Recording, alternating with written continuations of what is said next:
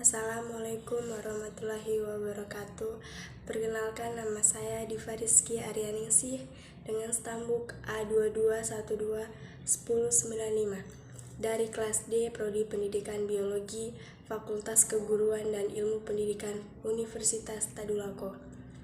Di sini saya diberi kesempatan untuk mempresentasikan pembelajaran tentang asas-asas lingkungan. Sudahkah Anda tahu tentang apa itu asas-asas lingkungan? Mari kita simak video berikut ini. Pengertian ekologi dan ilmu lingkungan secara umum. Yang pertama, kita harus tahu apa itu ekologi. Secara bahasa, ekologi berasal dari bahasa Yunani, Greek, yaitu oikos, dan logos, yang berarti rumah atau habitat dan ilmu. Ernest Haeckel merupakan seorang yang pertama yang menggunakan istilah ekologi. Ekologi adalah ilmu yang mempelajari seluruh pola hubungan timbal balik antara makhluk hidup dengan sesamanya dan makhluk hidup dengan komponen sekitarnya.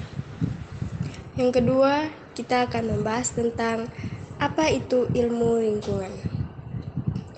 Ilmu atau ilmu pengetahuan adalah seluruh usaha sadar untuk menyelidiki, menemukan, dan meningkatkan pemahaman manusia dari berbagai segi kenyataan dalam alam manusia. Pengertian ekologi dan ilmu lingkungan. Ekologi adalah ilmu yang mempelajari interaksi antara organisme dengan lingkungannya dan yang lainnya. Berasal dari kata Yunani oikos yang berarti habitat dan logos yang berarti ilmu. Ekologi diartikan sebagai ilmu yang mempelajari baik interaksi antar makhluk hidup maupun interaksi antara makhluk hidup dan lingkungannya. Istilah ekologi pertama kali dikemukakan oleh Ernest Haeckel. Dalam ekologi, makhluk hidup dipelajari sebagai kesatuan atau sistem dengan lingkungannya. Secara harfiah, ekologi adalah pengkajian hubungan organisme-organisme atau kelompok organisme terhadap lingkungannya.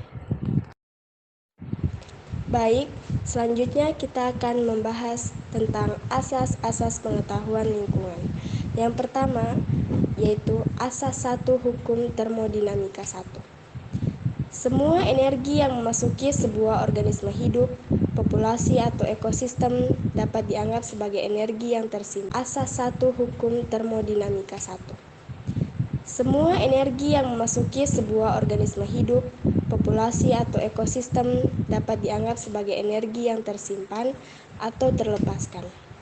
Yang kedua, asas tak ada sistem pengubahan energi yang betul-betul efisien. Dalam sistem biologi, energi yang dimanfaatkan baik oleh jasad hidup, populasi maupun ekosistem kurang efisien karena masukan energi dapat dipindahkan dan digunakan oleh organisme hidup yang lain. Yang ketiga yaitu asas materi, energi, ruang, waktu, dan keanekaragaman termasuk kategori sumber daya alam. Pengubahan energi oleh sistem biologi harus berlangsung pada kecepatan yang sebanding dengan adanya materi dan energi di lingkungannya. Yang keempat yaitu asas individu dan spesies yang mempunyai lebih banyak keturunan daripada saingannya, cenderung berhasil mengalahkan saingannya. Asas ini adalah pernyataan teori Darwin dan Wallace. Pada jasad hidup terdapat perbedaan sifat keturunan. Yang kelima, asas sebuah habitat dapat jenuh dan tidak oleh keanekaragaman takson, tergantung kepada bagaimana niche dalam lingkungan hidup itu dapat memisahkan takson tersebut.